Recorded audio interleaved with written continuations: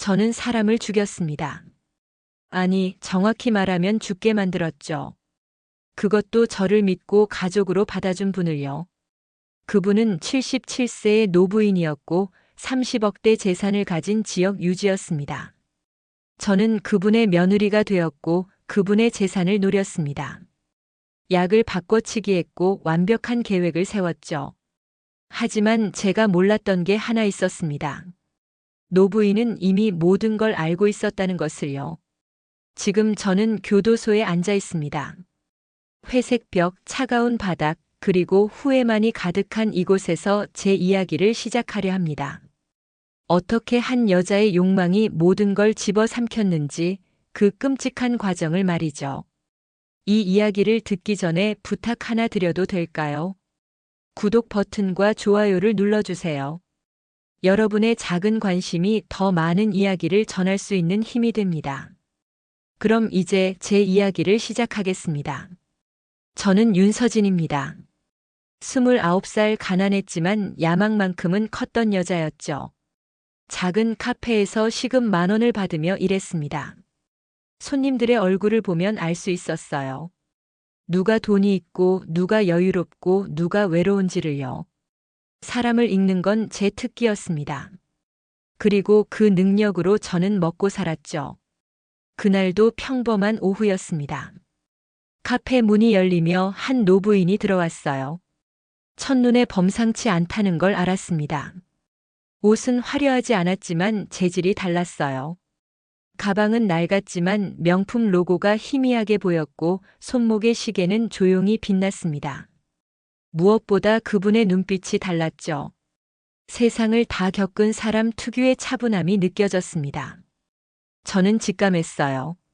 저 사람은 돈이 있다고요. 노부인이 아메리카노를 주문했습니다. 목소리도 품격이 있었어요. 저는 최상급 미소를 지으며 주문을 받았습니다. 커피를 내리면서도 그분을 계속 관찰했죠. 혼자 앉아 창밖을 바라보는 모습이 쓸쓸해 보였어요. 외로움이 묻어났습니다. 저는 그 틈을 노릴 생각이었죠. 커피를 내갈 때였습니다. 그분이 가방을 떨어뜨렸어요. 지갑, 약통, 손수건이 바닥에 흩어졌습니다. 저는 재빨리 달려가 주었죠. 그러면서 슬쩍 약통을 봤습니다. 박말순이라는 이름과 함께 주소가 적혀 있었어요. 강남구 논현동. 제 심장이 뛰기 시작했습니다. 노부인은 고맙다며 미소를 지었습니다. 저는 그분 곁에 잠시 앉았어요. 괜찮으시냐고 물었죠. 그분은 나이가 들어 손이 떨린다고 했습니다. 자연스럽게 대화가 이어졌어요. 아들이 둘 있다는 것, 작은 아들이 사업을 한다는 것, 요즘 혼자 있는 시간이 많아 외롭다는 것까지요. 그분은 의외로 많은 걸 말씀하셨습니다. 저는 진심으로 듣는 척하며 고개를 끄덕였어요. 저는 슬픈 표정을 지으며 말했습니다. 저도 할머니 같은 분이 계셨으면 좋겠다고요. 부모님이 일찍 돌아가셨다고요.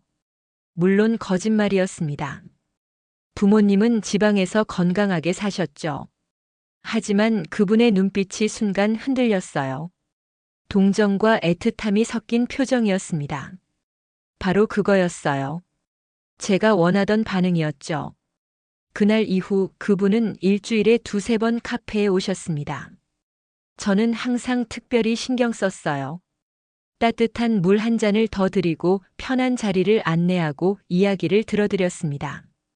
그분의 건강, 아들들 이야기, 젊은 시절 추억까지요. 저는 완벽한 청자가 되었습니다. 그분은 점점 저를 신뢰하기 시작했어요. 제 계획대로였죠.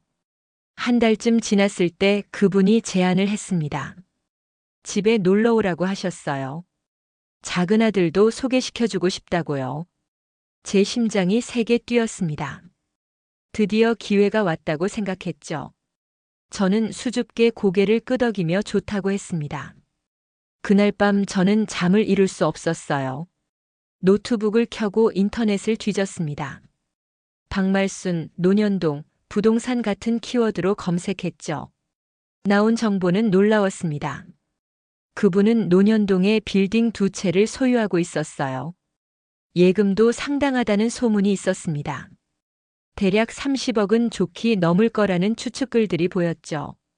저는 흥분을 감출 수 없었습니다. 이건 단순한 기회가 아니었어요. 제 인생을 바꿀 수 있는 황금 같은 기회였습니다. 주말이 되었습니다. 저는 단아한 베이지색 원피스를 골라 입었어요. 화장은 최대한 자연스럽게 했습니다. 상류층이 좋아하는 스타일로요. 머리는 단정하게 묶고 향수도 은은하게 뿌렸죠. 거울 속 제 모습은 완벽했습니다. 순수하고 교양 있어 보이는 젊은 여자였어요. 논현동 그분의 집에 도착했을 때 입이 벌어졌습니다. 대문부터 달랐어요. 높은 담장, 잘 가꿔진 정원, 그리고 2층 규모의 고급 주택이었습니다. 대문을 열고 들어서니 더 놀라웠죠. 넓은 마당에는 소나무가 심어져 있었고 현관까지 이어지는 돌길은 정갈했습니다. 저는 숨을 고르며 초인종을 눌렀어요. 그분이 직접 문을 열어주셨습니다. 환하게 웃으며 저를 맞이하셨죠. 거실로 안내받았을 때 저는 모든 걸 눈에 담았습니다. 고급스러운 가구들, 벽에 걸린 그림들, 그리고 진열장 안의 골동품들까지요. 이 모든 게 돈으로 보였습니다. 소파에 한 남자가 앉아 있었습니다. 박말순이 소개했어요. 둘째 아들 강도윤이라고요. 36살. 키가 크고 인상이 순해 보였습니다. 잘생긴 편은 아니었지만 나쁘지 않았어요. 무엇보다 그는 박말순의 아들이었고 그것만으로 충분했습니다. 강도윤은 어색하게 인사를 했습니다. 눈을 잘 마주치지 못하고 손을 만지작거렸어요. 사교성이 부족해 보였습니다. 엄마 눈치를 보는 모습도 역력했죠. 저는 속으로 웃었어요. 이런 남자는 다루기 쉬웠으니까요. 자기 주관이 약하고 의존적인 타입이었습니다. 그날 저녁 식사는 풍성했습니다. 그분이 직접 준비하신 음식들이 식탁에 가득했어요. 저는 맛있게 먹으며 칭찬을 아끼지 않았습니다. 박말순은 흐뭇해하셨고 도윤은 어머니 기분이 좋으신 걸 보며 조심스럽게 미소 지었죠. 저는 그 분위기를 읽었습니다. 이 집은 박말순 중심으로 돌아간다는 걸요. 식사 후 차를 마시며 이런저런 이야기를 나눴습니다. 박말순은 제게 가족 이야기를 물으셨어요. 저는 준비한 대로 슬픈 표정을 지으며 대답했습니다. 어릴 적 부모님을 여의고 친척 집을 전전하다 혼자 독립했다고요.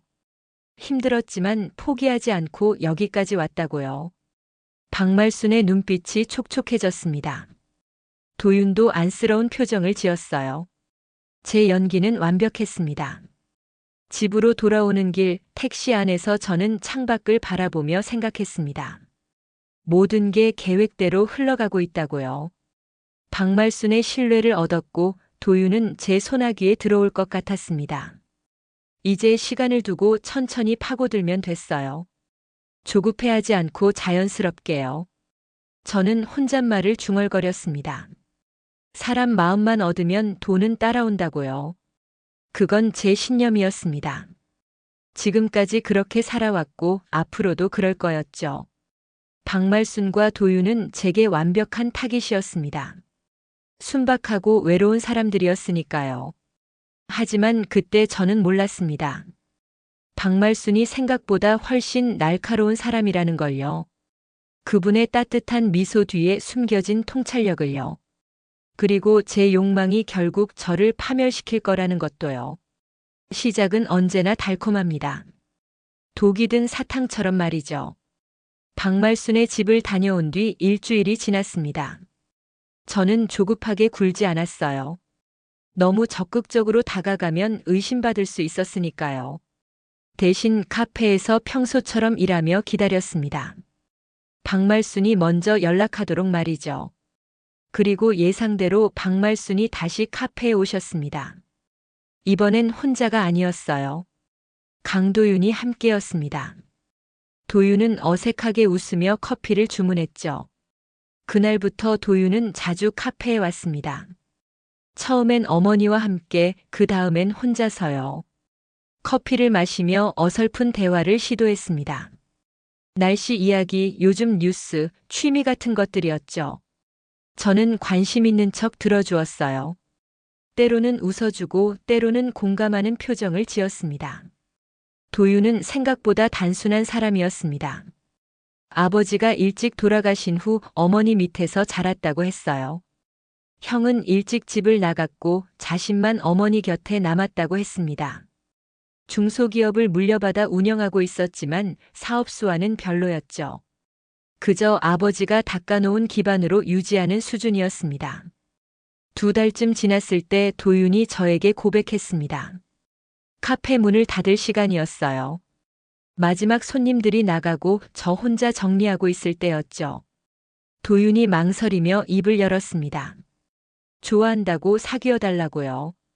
목소리가 떨리고 있었어요. 저는 놀란 척했습니다. 볼을 살짝 붉히며 시선을 피했죠. 너무 급작스럽다고 시간을 달라고 했습니다. 도윤은 고개를 끄덕이며 기다리겠다고 했어요. 그 순박한 눈빛을 보며 저는 속으로 계산했습니다. 얼마나 더 끌어야 할까요?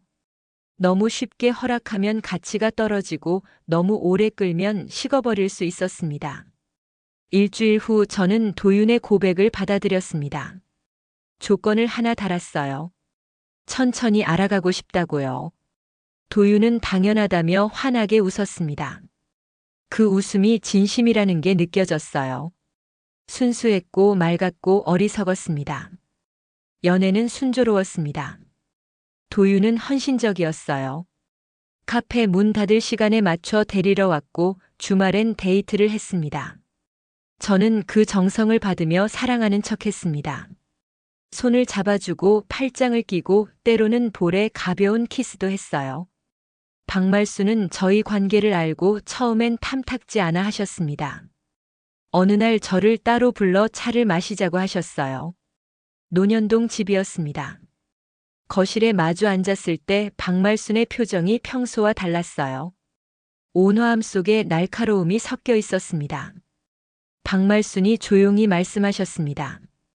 도윤이가 서진 씨를 좋아하는 건 아는데 너무 급하게 가는 건 아닌지 걱정된다고요. 도윤이는 순한 아이라 사람을 쉽게 믿는다고요. 혹시 서진 씨가 다른 마음을 가진 건 아닌지 솔직히 말해달라고 하셨습니다. 저는 눈물을 글썽이며 대답했습니다. 저도 도윤 씨를 진심으로 좋아한다고요. 가난하게 자랐지만 사람만큼은 진심으로 대한다고요. 도윤 씨의 재산 같은 건 관심 없다고 그저 함께 있으면 편안하고 행복하다고 말했습니다.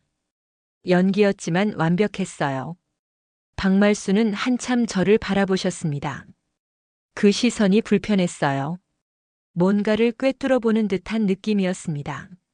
하지만 결국 고개를 끄덕이셨죠. 알겠다고 도윤이가 행복하면 된다고 하셨습니다. 저는 안도했어요. 첫 번째 관문을 통과한 거였습니다. 6개월 후 저희는 결혼했습니다. 작은 예식장에서 조촐하게 치렀어요. 하객도 많지 않았습니다. 박말순과 친척 몇 명, 도윤의 사업 관계자들, 그리고 제 친구 몇 명뿐이었죠. 제 친구 장미정도 왔었습니다. 미정은 고등학교 동창이었어요. 제 상황을 아는 몇 안 되는 사람이었죠. 미정이 식이 끝나고 저를 따로 불렀습니다. 화장실 앞에서였어요. 미정이 심각한 표정으로 물었습니다. 진짜 사랑해서 결혼하는 거냐고요. 저는 웃으며 대답했어요. 당연하다고. 도윤 씨는 좋은 사람이라고요. 미정은 고개를 가로저었습니다. 서진아, 내 눈빛이 예전이랑 똑같다고요. 뭔가를 노리는 눈이라고요. 저는 미정의 어깨를 툭 쳤습니다. 오해라고. 이제 철들었다고 말했죠. 미정은 한숨을 쉬며 조심하라고만 했어요. 돈 때문에 사람 망치지 말라고요. 저는 대답하지 않았습니다. 미정의 충고 같은 건 필요 없었어요. 결혼 후 저는 논현동 집으로 들어갔습니다. 박말순과 함께 사는 거였죠. 처음엔 불편했어요. 시어머니와 함께 산다는 게 쉬운 일은 아니었습니다. 하지만 기회이기도 했어요. 어머니의 재산을 가까이서 파악할 수 있었으니까요. 저는 완벽한 며느리를 연기했습니다. 아침 일찍 일어나 시어머니의 식사를 준비했어요. 집안일을 도맡아 했고 시어머니의 약도 챙겼습니다. 도윤에게도 헌신적인 아내였죠. 출근할 때 넥타이를 매주고 퇴근하면 따뜻한 저녁을 준비했어요. 박말수는 점점 저를 인정하는 듯 했습니다. 며느리 복을 타고났다며 칭찬하셨어요. 도윤도 행복해했습니다. 어머니가 만족하니 자신도 편했던 거죠. 저는 그 틈을 이용했어요. 슬슬 재산 이야기를 꺼내기 시작했습니다. 어느 날 저녁이었습니다. 식사 후 거실에서 차를 마시고 있을 때였어요. 저는 조심스럽게 물었습니다. 어머님, 건물 관리는 어떻게 하시냐고요? 세입자 관리나 그런 것들 말이에요. 어머님이 대답하셨죠. 부동산 회사에 맡겨놨다고 매달 관리비 빼고 입금된다고요. 저는 고개를 끄덕이며 관심을 보였습니다. 그러면서 혹시 나중에 명예 같은 걸 정리할 계획은 있으시냐고 물었어요. 세금 문제도 있고 그러니까요. 시어머니의 눈빛이 순간 날카로워졌습니다. 왜 그런 걸 물어보냐고 하셨어요. 저는 당황한 척하며 얼버무렸습니다. 그냥 궁금해서 여쭤본 거라고요. 도윤이 나중에 물려받을 텐데 미리 알아두면 좋을 것 같아서라고 했습니다. 시어머니는 한참 저를 바라보시다 말씀하셨어요. 걱정 말라고 유언장은 이미 다 준비됐다고요. 그 말에 제 심장이 뛰었습니다. 유언장이 있다는 건 재산 분배가 이미 정해졌다는 뜻이었어요. 저는 더 캐묻고 싶었지만 참았습니다. 너무 노골적으로 물으면 의심받을 수 있었으니까요. 대신 고개를 끄덕이며 안심이라고 했죠. 그날 밤 잠자리에 들었을 때 도윤이 물었습니다. 왜 어머니한테 그런 걸 물어봤냐고요? 저는 웃으며 대답했어요. 그냥 어머님 건강도 생각해서 미리 정리하시면 좋을 것 같아서라고요. 도윤은 고개를 끄덕였습니다. 역시 넌 생각이 깊다며 칭찬했어요. 순진한 남자였습니다. 저는 천장을 바라보며 생각했습니다. 유언장이 이미 준비되어 있다면 내용이 뭘까요? 아들들에게 균등하게 나눠지는 걸까요? 아니면 도윤에게 더 많이 주려는 걸까요? 궁금했지만 알 방법이 없었어요. 박말수는 그런 이야기를 잘 꺼내지 않으셨으니까요. 결혼 생활은 계속 평온했습니다. 겉으로는 행복한 가정이었어요. 하지만 저는 매일 계산하고 있었습니다. 어떻게 하면 더 많은 재산을 손에 넣을 수 있을까요? 어떻게 하면 시어머니의 신뢰를 완전히 얻을 수 있을까요? 제 머릿속은 온통 그 생각뿐이었습니다.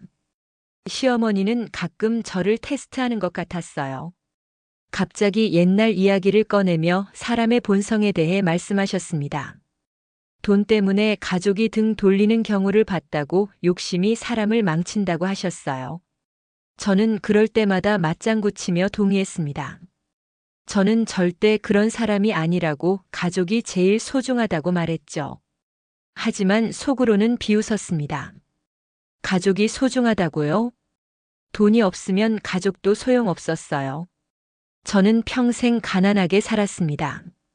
남들이 쉽게 누리는 것들을 하나도 가져보지 못했어요. 이제 기회가 왔는데 놓칠 순 없었습니다. 시어머니의 재산, 그 건물들과 30억이 제 것이 되어야 했어요. 그날 밤 저는 거울을 보며 웃었습니다. 완벽한 며느리의 얼굴이었어요. 단아하고 순종적이고 헌신적인 여자였습니다. 하지만 거울 속 제 눈빛은 차가웠어요. 사랑이 아니라 욕망으로 가득했습니다. 저는 제 본 모습을 알고 있었어요. 그리고 그걸 숨기는데 능숙했습니다. 사랑의 포장지는 아름다웠습니다. 하지만 그 안에 든 건 썩은 욕심이었죠. 저는 그걸 아무도 모르게 감췄습니다. 시어머니도 도윤도 심지어 제 친구 미정도요. 모두가 속았습니다. 제가 원하던 대로였어요. 결혼한 지 6개월이 지났습니다. 겉으로 보기엔 평온한 신혼생활이었어요. 하지만 뭔가 틀어지기 시작했습니다. 도윤의 사업이 어려워진 거였죠. 처음엔 사소한 문제라고 했어요. 거래처 하나가 계약을 취소했다고요. 곧 해결될 거라며 걱정하지 말라고 했습니다. 하지만 한 달, 2달 지나도 상황은 나아지지 않았어요. 오히려 악화됐습니다. 또 다른 거래처가 떨어져 나갔고 자금 흐름이 막혔어요. 도윤은 점점 초조해졌습니다.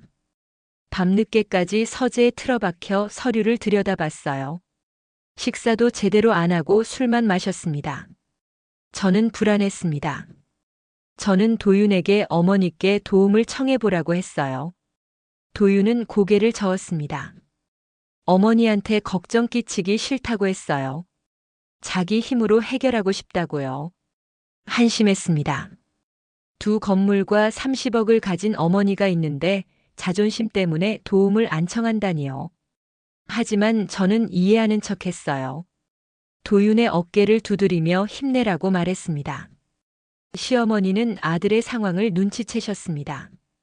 어느 날 저녁 식사 자리에서 도윤에게 물으셨어요. 요즘 힘든 일이 있냐고요. 도윤은 아니라고 부정했지만 어머니는 알고 계셨습니다. 사업이 어렵다는 걸요.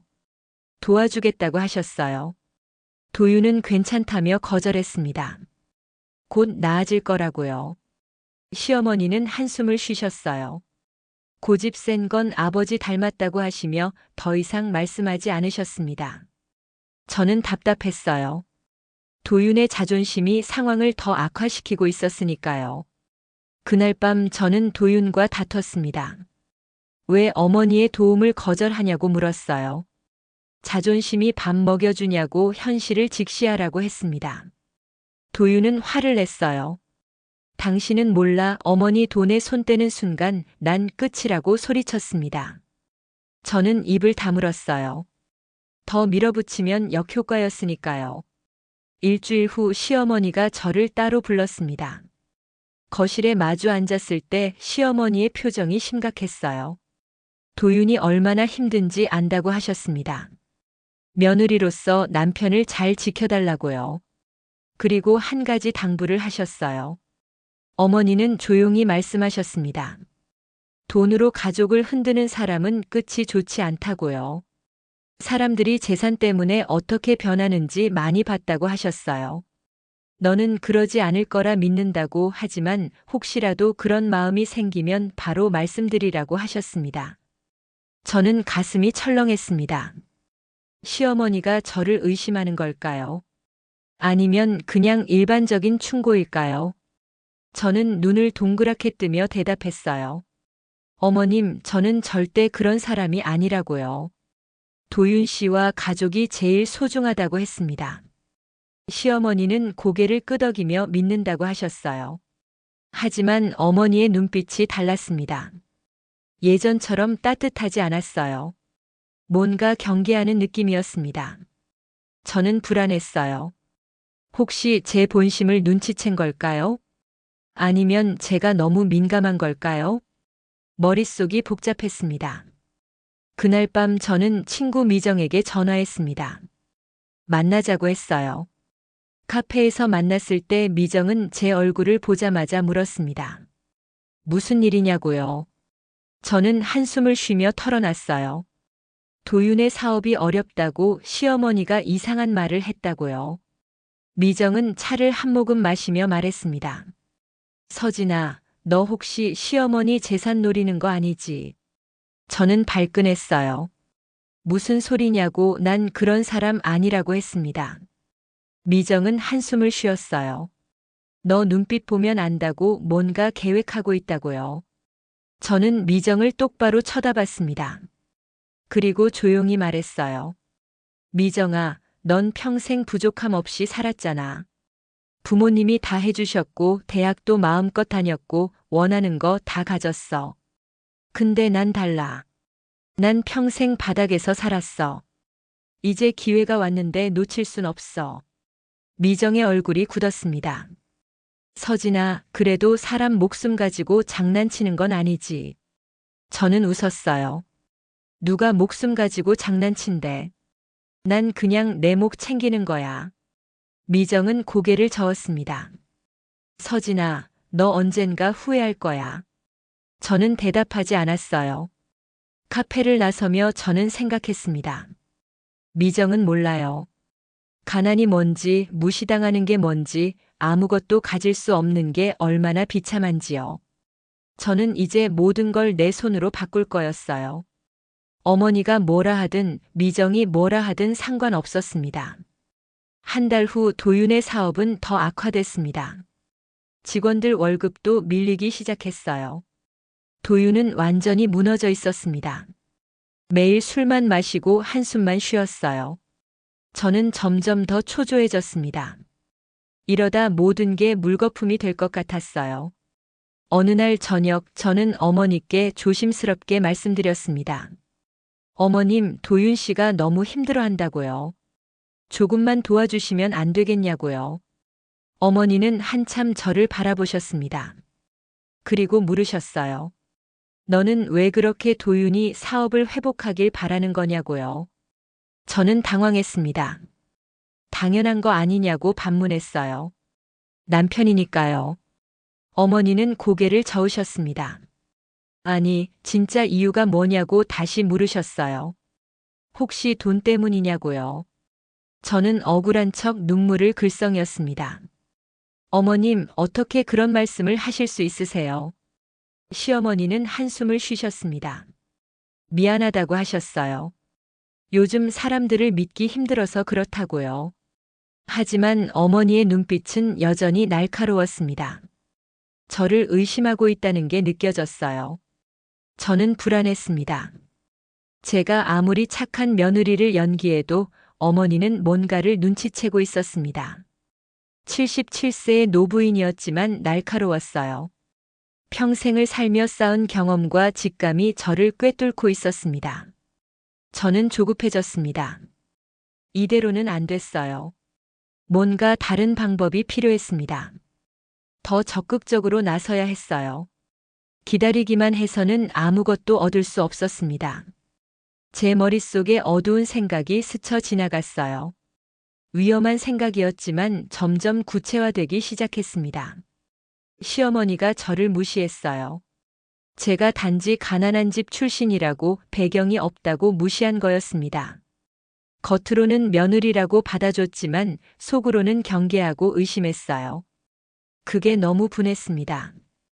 저도 사람인데 왜 의심받아야 하죠? 저는 침대에 누워 천장을 바라봤습니다. 도윤은 옆에서 코를 골며 자고 있었어요. 술 냄새가 진동했습니다. 한심한 남자였어요. 사업도 제대로 못하고 어머니한테 의존하고 아내한테 기대는 남자였습니다. 하지만 그 남자가 필요했어요. 시어머니의 재산을 손에 넣으려면요. 분노가 치밀어 올랐습니다. 왜 세상은 이렇게 불공평할까요? 태어날 때부터 다 정해진 걸까요? 가진 자는 계속 가지고 없는 자는 평생 없는 걸까요? 저는 그게 싫었어요. 운명을 바꾸고 싶었습니다. 제 손으로 직접요. 그날 밤 저는 결심했습니다. 모든 걸 내 손으로 바꿀 거라고요. 시어머니가 방해한다면 어머니도 제거할 거라고요. 냉혹하게 들리겠지만 그게 저에겐 현실이었어요. 이 세상에서 살아남으려면 냉정해져야 했습니다. 감정 같은 건 사치였어요. 거울 속 제 얼굴은 차가웠습니다. 더 이상 착한 며느리가 아니었어요. 욕망으로 가득 찬 여자였습니다. 그리고 그 욕망을 이루기 위해서라면 무엇이든 할 준비가 되어 있었습니다. 위험한 길이라는 걸 알았어요. 하지만 돌아갈 수는 없었습니다. 균열은 시작됐습니다. 도윤의 무능함, 어머니의 의심, 그리고 제 욕망이 모두 뒤엉켜 있었습니다.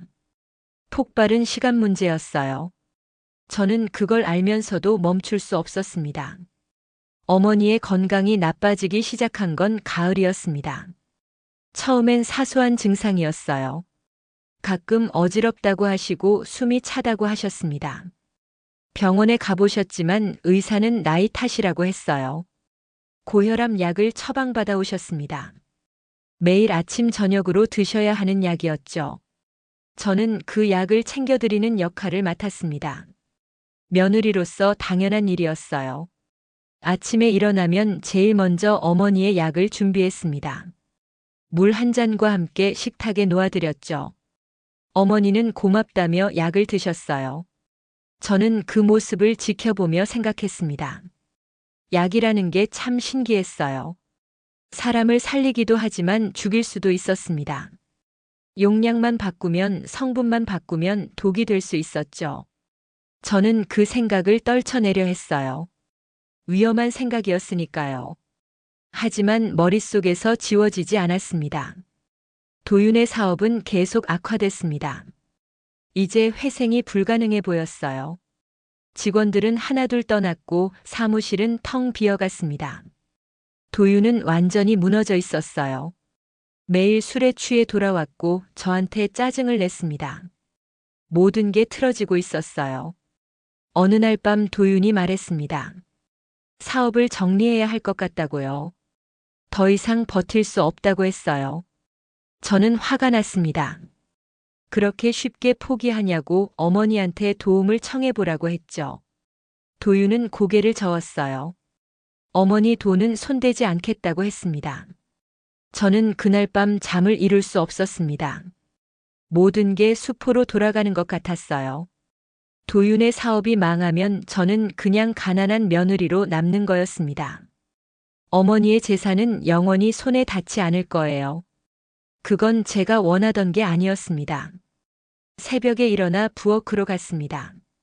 찬물을 마시며 정신을 가다듬으려 했어요. 그때 눈에 들어온 게 약통이었습니다. 식탁 위에 놓인 시어머니의 고혈압 약이었죠. 저는 그 약통을 집어들었어요. 라벨을 자세히 읽었습니다. 암로디핀이라는 성분이었습니다. 혈압을 낮추는 약이었죠. 저는 핸드폰을 꺼내 검색했어요. 이 약의 부작용, 과다 복용 시 증상, 유사한 약물들을 찾아봤습니다. 정보는 넘쳐났어요. 인터넷에는 모든 게 다 있었습니다.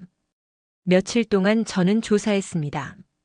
어떤 약이 고혈압 약과 비슷하게 생겼는지, 어떤 약이 위험한지, 어떻게 구할 수 있는지요. 밤마다 노트북 앞에 앉아 검색했어요.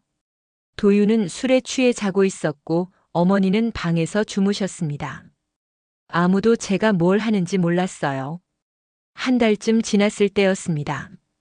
저는 약국에서 일하는 사람을 알게 됐어요. 우연히 카페에서 만났습니다. 젊은 남자였는데 돈이 필요해 보였어요. 옷차림도 초라했고 얼굴에 피곤함이 가득했습니다.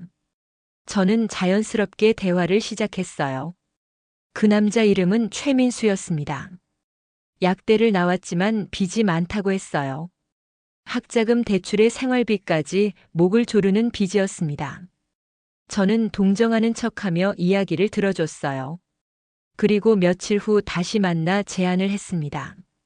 저는 조심스럽게 말했습니다. 도움이 필요하다고요. 약을 좀 구해야 하는데 처방전 없이는 안 된다고 했어요. 민수는 경계하는 눈빛을 보였습니다. 불법이라고 그런 건 못한다고 했어요. 저는 웃으며 말했습니다. 큰 돈을 주겠다고요. 민수는 흔들렸습니다. 하지만 여전히 망설였죠. 저는 더 밀어붙였어요. 아무도 모를 거라고 단 한 번만이라고 했습니다.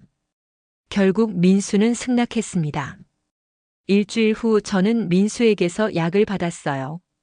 시어머니의 고혈압 약과 비슷하게 생긴 알약이었습니다. 하지만 성분이 달랐죠. 과다 복용하면 심장에 무리가 가는 약이었어요. 저는 그 약을 받아 가방 깊숙이 숨겼습니다.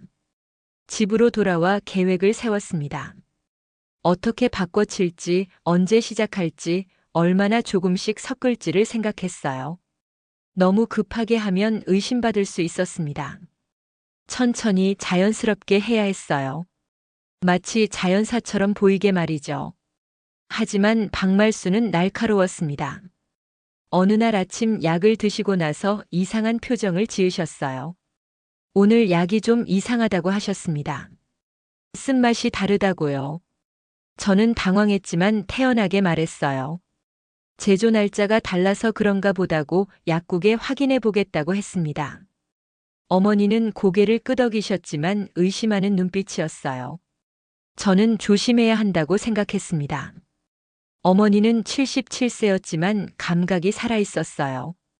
작은 변화도 놓치지 않는 분이었습니다. 저는 계획을 수정했어요. 더욱 신중하게 해야 했습니다. 며칠 후 어머니가 일기를 쓰는 걸 봤습니다. 거실 소파에 앉아 노트에 뭔가를 적고 계셨어요. 저는 지나가는 척하며 슬쩍 봤습니다. 글씨가 작아서 잘 안 보였지만 며느리라는 단어가 보였어요. 심장이 철렁했습니다. 어머니가 저를 보고 웃으셨습니다. 일기 쓰는 게 습관이라고 하셨어요. 나이 들면 기억이 흐려져서 적어둔다고요. 저는 웃으며 대답했습니다. 좋은 습관이라고요. 하지만 속으로는 불안했어요. 어머니가 일기에 뭘 쓰고 있는지 궁금했습니다. 그날 저녁 어머니가 서재에 가셨을 때 저는 거실을 살펴봤습니다. 일기장을 찾으려 했어요. 하지만 보이지 않았습니다. 어머니가 어딘가에 숨겨놓으신 것 같았어요. 저는 포기하고 부엌으로 갔습니다. 밤이 깊어갔습니다. 도윤은 또 술에 취해 자고 있었어요. 어머니는 방에서 주무셨습니다.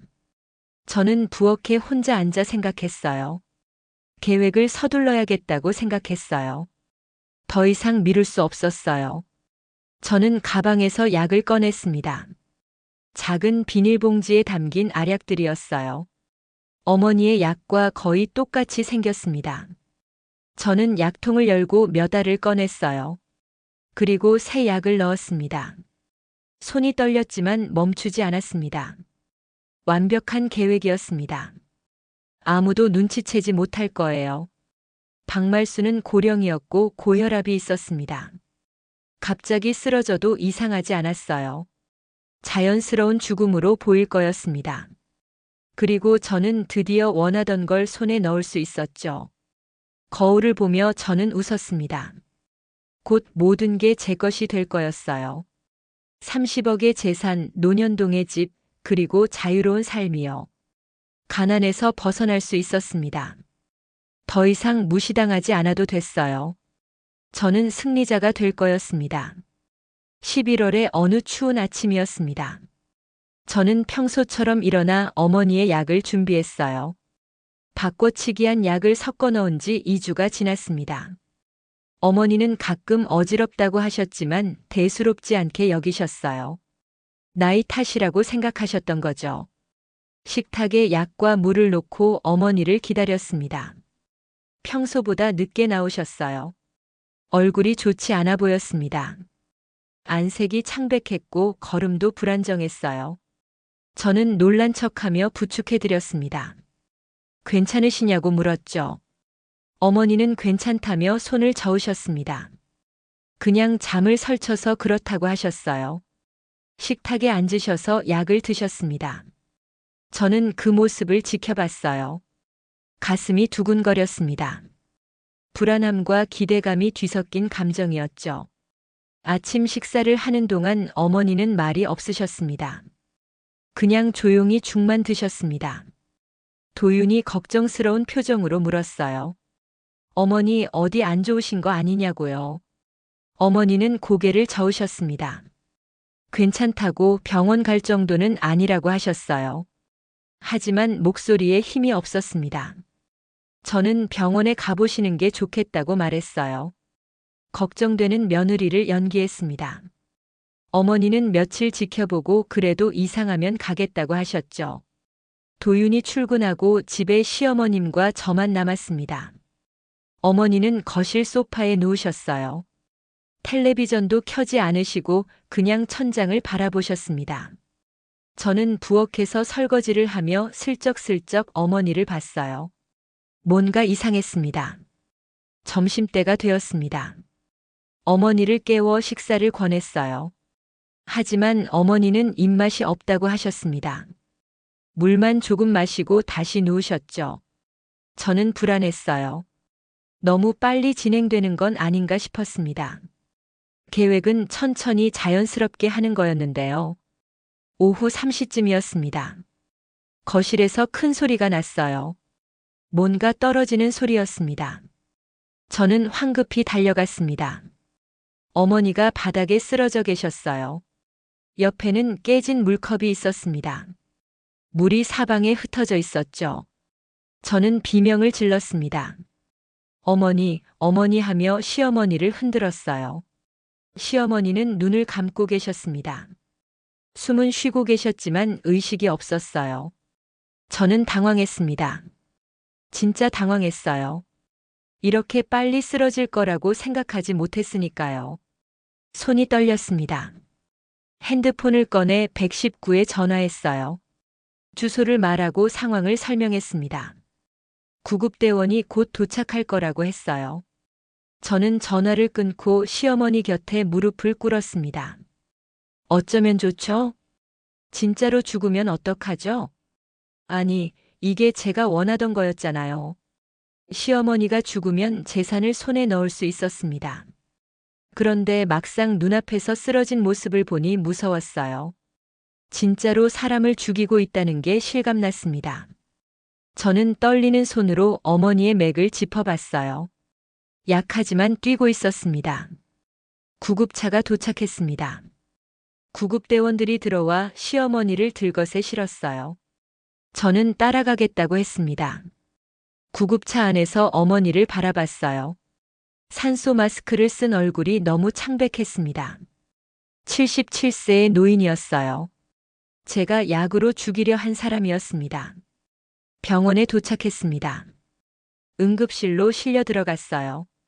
의사들이 분주하게 움직였습니다. 저는 밖에서 기다렸어요. 도윤에게 전화했습니다. 어머니가 쓰러졌다고 빨리 오라고 했죠. 도윤의 목소리가 떨렸어요. 금방 가겠다고 했습니다. 30분쯤 지나 의사가 나왔습니다. 저는 벌떡 일어났어요. 의사는 심각한 표정이었습니다. 박말순 씨가 사망하셨습니다. 의사는 심장마비라고 했어요. 이전에 쓰러진 적이 있고 고령이셔서 그럴 수 있다고 했습니다. 장례식이 치러졌습니다. 많은 사람이 왔어요. 저는 상주 옆에 서서 조문객들을 맞았습니다. 눈물을 흘리며 슬퍼하는 척했어요. 완벽한 연기였습니다. 도윤은 정말로 슬퍼했어요. 어머니를 잃은 슬픔이 컸습니다.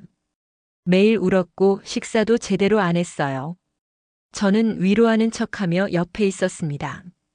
하지만 속으로는 계산하고 있었어요. 이제 유언장이 공개될 거였습니다.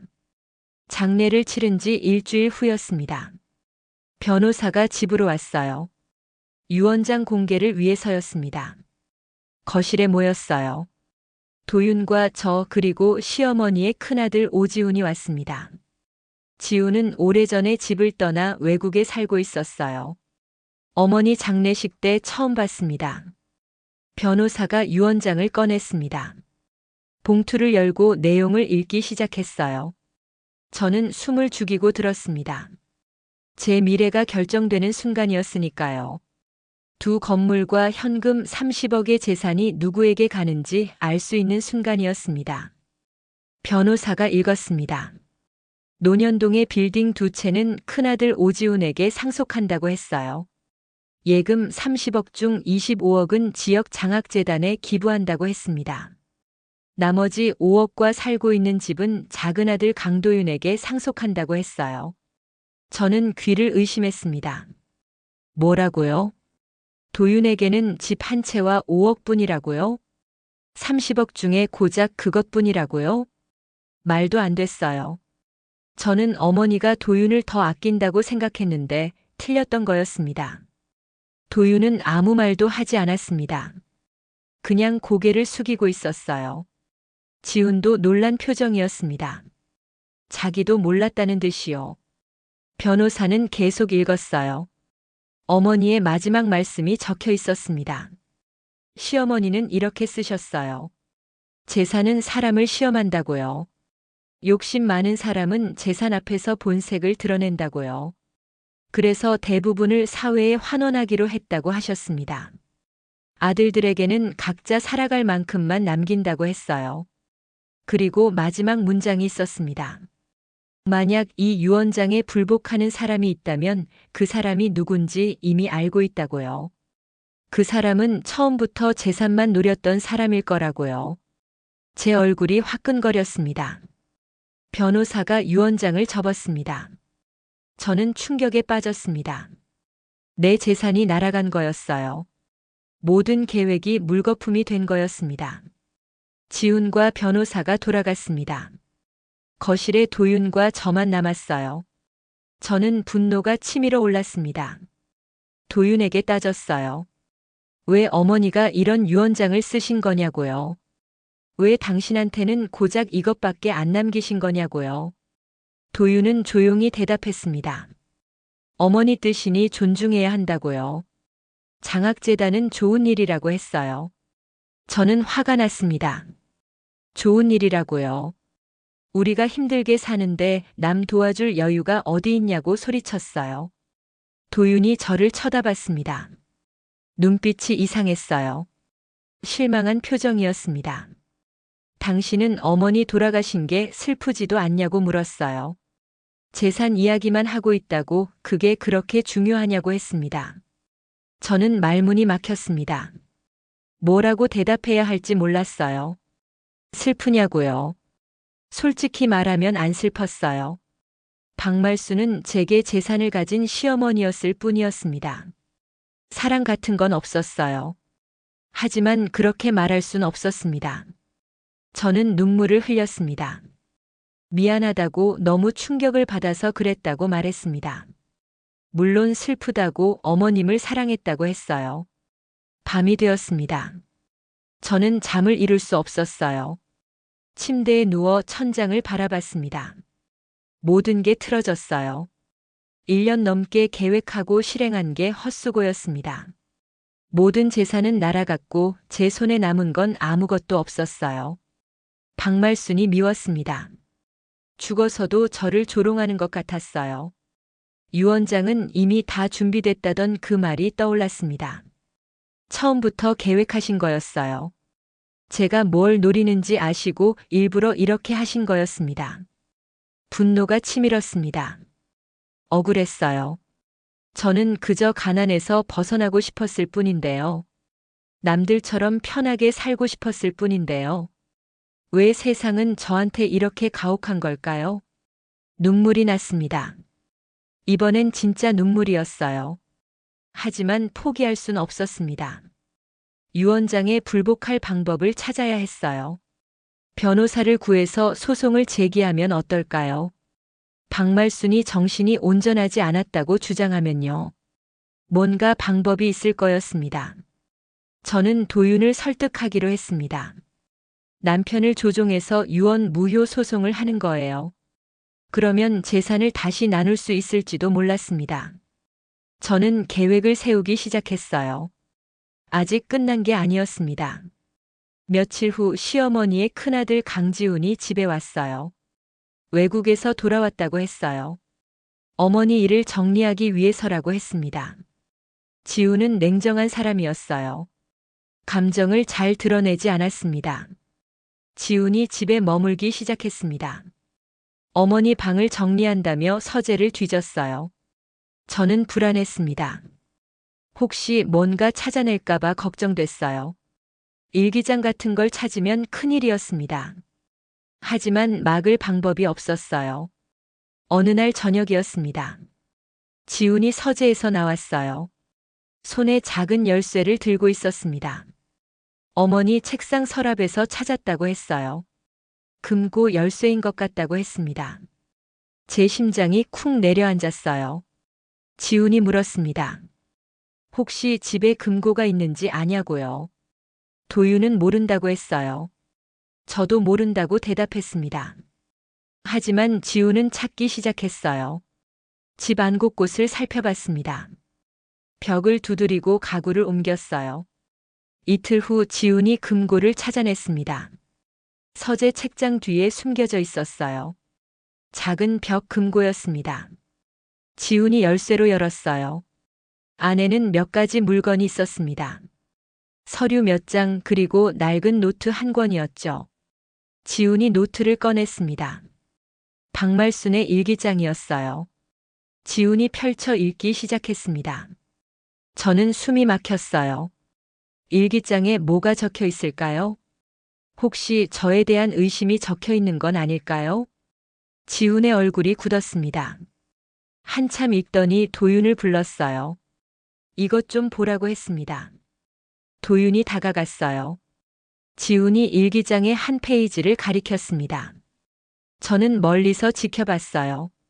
가까이 갈 수가 없었습니다. 도윤이 읽기 시작했습니다.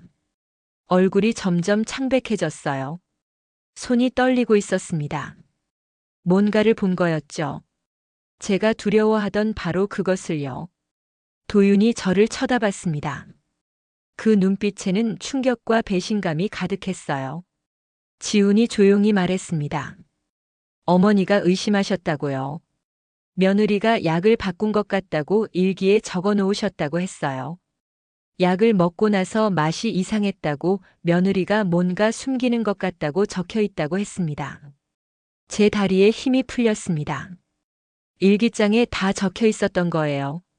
시어머니는 다 알고 계셨던 겁니다. 제가 뭘 하는지, 제가 무슨 생각을 하는지요. 그리고 그걸 증거로 남겨놓으신 거였죠. 지훈이 계속 말했습니다. 최민수라는 사람이 어머니에게 다 말했답니다. 최민수라는 사람, 당신이 약을 사달라고 사주한 사람이죠? 도윤이 다가왔습니다. 떨리는 목소리로 물었어요. 이게 사실이냐고요? 당신이 정말 어머니 약을 바꾼 거냐고요? 저는 고개를 저었습니다. 아니라고 오해라고 말했어요. 하지만 목소리가 떨렸습니다. 지훈이 차갑게 말했습니다. 오해가 아닌 것 같다고요. 어머니가 이렇게 자세히 적어 놓으셨다고요. 이건 증거라고요. 저는 부정했습니다.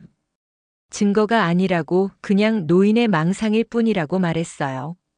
어머니가 나이가 들어 헷갈리신 거라고 저를 의심하신 거라고 했습니다. 하지만 제 변명은 설득력이 없었어요. 도윤이 소리쳤습니다. 그럼 최민수는 누구냐고 설명해 보라고 했어요.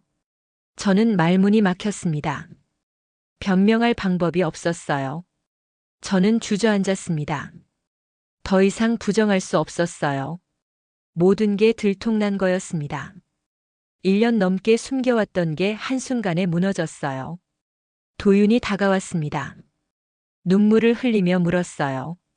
왜 그랬냐고요? 어머니가 당신한테 뭘 잘못했냐고요? 우리가 당신을 가족으로 받아줬는데 왜 이런 짓을 했냐고 물었습니다. 저는 고개를 들었습니다. 눈물이 흘러내렸어요. 이번엔 진짜 눈물이었습니다. 저는 소리쳤어요. 당신들도 나를 무시했잖아. 시어머니는 날 믿지 않았어. 항상 의심의 눈초리로 봤다고요. 난 그저 살아남고 싶었을 뿐이라고 말했습니다. 도윤이 고개를 저었습니다.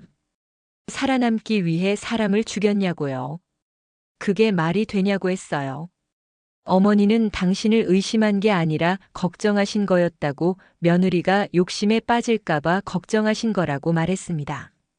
저는 웃었습니다. 비웃음이었어요. 걱정이라고요? 그게 걱정이에요? 저를 시험하고 경계하고 재산을 다 사회에 기부하는 게 걱정인가요? 어머니는 처음부터 저를 믿지 않았다고 소리쳤습니다. 지훈이 핸드폰을 꺼냈습니다. 경찰에 신고하겠다고 했어요. 저는 비명을 질렀습니다. 싫다고 경찰에 신고하지 말라고 했어요. 잘못했다고 용서해달라고 빌었습니다. 하지만 지훈은 차갑게 전화를 걸었어요. 경찰이 곧 온다고 했습니다. 도윤이 저를 내려다봤습니다. 그 눈빛에는 사랑이 없었어요. 실망과 분노만 가득했습니다. 도윤이 조용히 말했어요. 당신을 사랑했는데, 진심으로 사랑했는데, 당신은 거짓말뿐이었다고요. 이제 끝이라고 했습니다. 저는 울었습니다. 진짜로 울었어요. 모든 게 끝난 거였습니다.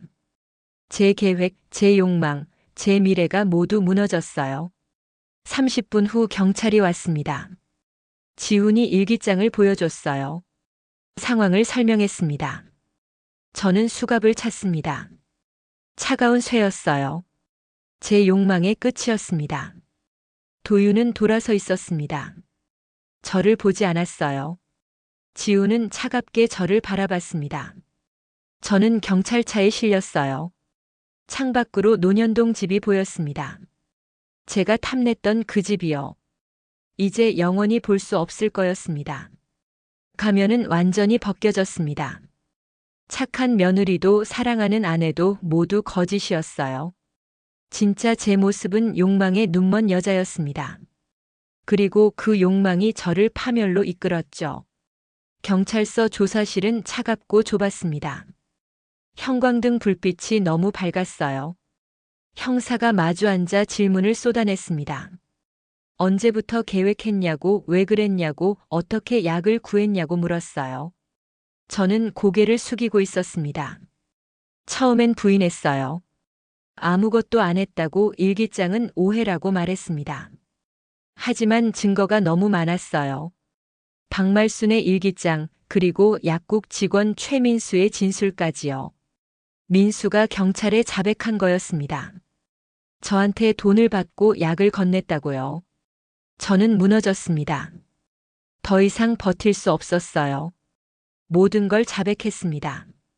어떻게 계획했는지, 어떻게 약을 바꿨는지, 왜 그랬는지를 말했어요. 형사는 조서를 작성했습니다. 제 진술 하나하나가 기록됐어요. 밤이 깊었습니다. 유치장에 들어갔어요. 차가운 바닥과 철창이 있었습니다. 저는 구석에 웅크렸어요. 현실이 믿기지 않았습니다. 며칠 전만 해도 논현동 집에서 살았는데 이제는 유치장에 갇혔어요. 다음 날 도윤이 왔습니다. 면회를 왔어요. 유리창 너머로 마주 앉았습니다. 도윤은 많이 수척해져 있었어요. 며칠 사이에 늙어 보였습니다. 저는 말을 꺼낼 수 없었어요. 뭐라고 해야 할지 몰랐습니다. 도윤이 먼저 말했습니다. 정말 처음부터 재산이 목적이었냐고요. 사랑 같은 건 없었냐고요. 저는 대답할 수 없었어요. 솔직히 말하면 사랑은 없었습니다. 도윤은 그저 수단이었어요. 하지만 그렇게 말하면 도윤이 더 아플 것 같았습니다. 도윤은 한숨을 쉬었습니다. 그리고 마지막으로 말했어요. 이혼 서류를 보낼 거라고요. 더 이상 부부가 아니라고요. 당신을 용서할 수 없다고 했습니다. 저는 고개를 끄덕였어요. 당연한 거였죠. 도윤이 일어났습니다. 돌아서며 마지막으로 말했어요. 형과 저는 어머니 뜻대로 장학재단을 만들 거라고요. 어머니가 원하셨던 일이라고요. 그게 어머니를 기리는 길이라고 했습니다. 저는 아무 말도 하지 못했어요. 재판이 시작됐습니다. 변호사가 선임됐지만 희망은 없었어요. 증거가 너무 확실했습니다. 검사는 살인죄를 구형했습니다. 15년을 구형했어요. 법정에 오지훈이 왔습니다. 증인으로 나왔어요. 어머니의 일기장을 발견한 경위를 증언했습니다. 그리고 어머니가 얼마나 며느리를 의심하셨는지, 하지만 아들을 위해 참으셨는지를 말했어요. 방청석에서 흐느끼는 소리가 들렸습니다. 판사가 저에게 마지막으로 할 말이 있냐고 물었습니다. 저는 일어났어요. 떨리는 목소리로 말했습니다. 죄송하다고요. 어머님께, 도윤 씨께, 모든 분들께 용서를 구한다고 했어요. 하지만 그 말이 얼마나 공허한지 저 스스로도 알았습니다. 판결이 내려졌습니다. 징역 12년이었어요. 살인죄가 인정됐습니다. 약물을 바꿔치기해서 박말순을 사망에 이르게 했다고요. 계획적이고 악질적인 범죄라고 판사가 말했어요. 저는 그 자리에 주저앉았습니다. 교도소로 이송됐습니다. 회색 벽, 차가운 바닥, 좁은 독방이었어요. 이제 이곳이 제 집이 될 거였습니다. 12년 동안요. 나오면 41살이 돼 있을 거예요. 제 청춘은 이곳에서 썩어갈 거였습니다. 긴 글 읽어주셔서 감사합니다.